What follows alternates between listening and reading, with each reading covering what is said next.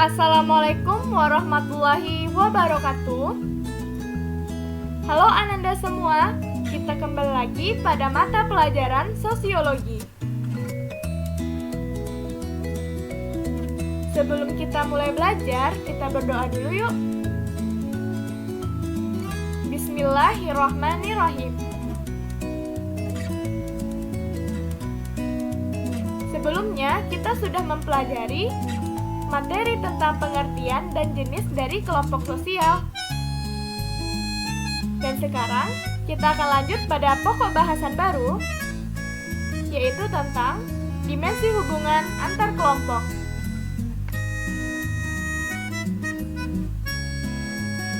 Di dalam masyarakat, terdapat berbagai macam kelompok. Kelompok ini saling berinteraksi dengan kelompok yang lain. Menurut Kamanto Sunarto, dalam hubungan antar kelompok terdapat berbagai macam dimensi. Yang pertama adalah dimensi sejarah. Dilihat dari dimensi sejarah, hubungan antar kelompok mengarahkan pada masalah tumbuh dan berkembangnya hubungan antar kelompok. Hubungan ini akan menyebabkan beberapa macam stratifikasi. Yang pertama adalah stratifikasi etnik. Stratifikasi etnik dapat terjadi apabila di dalam masyarakat muncul etnosentrisme, persaingan, dan perbedaan kekuasaan.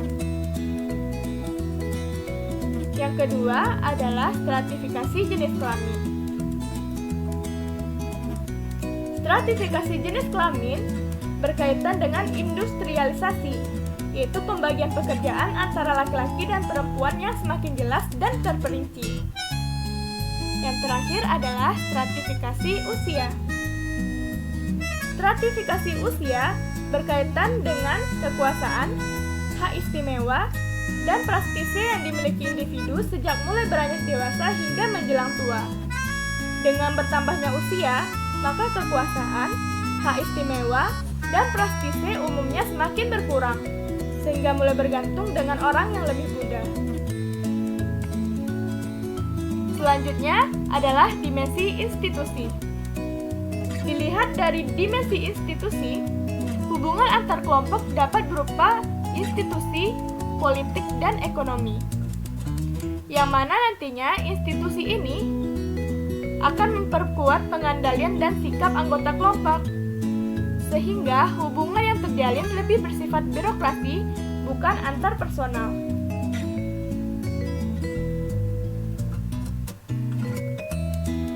Yang ketiga adalah dimensi gerakan sosial.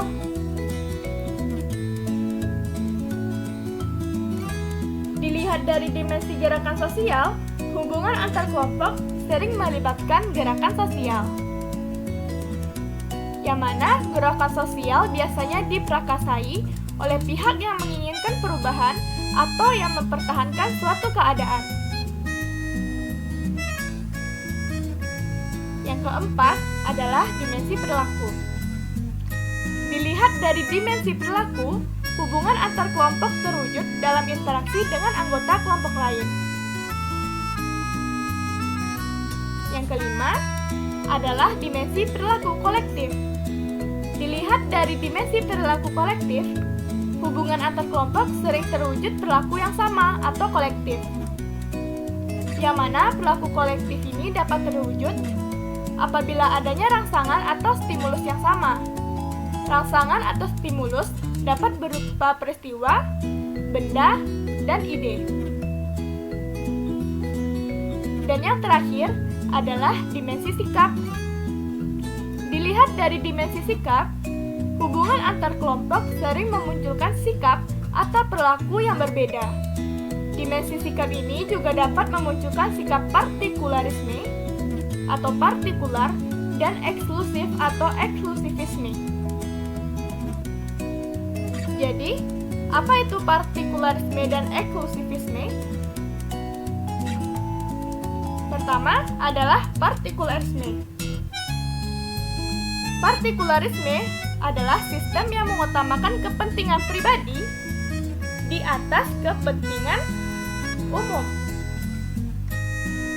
Sementara eksklusivisme adalah paham yang mempunyai kecenderungan untuk memisahkan diri dari masyarakat. Baiklah, sekian materi kita pada kali ini. Terima kasih sudah mendengarkan. Assalamualaikum warahmatullahi wabarakatuh.